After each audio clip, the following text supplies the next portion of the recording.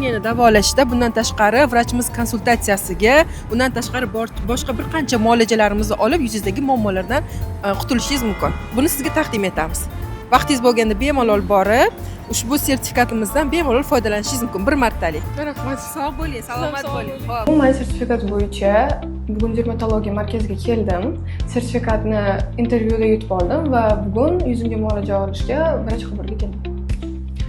Yuzimga ko'p husnbuzarlar chiqadi va qizarishdan aziyat chekaman. Shuni qanaqa qilib yo'qotsak bo'ladi? Keling birinchi diagnostika qilaylik, keyin sizga qanaqa muolaja kerakligini aytaman.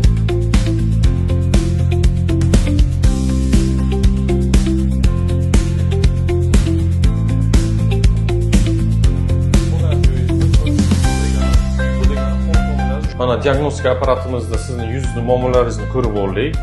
Keling endi IPL muolajasini qilamiz, undan keyin fototerapiya qo'yamiz. Konsultatsiya va diagnostikadan keyin IPL muolajamizni boshlaymiz.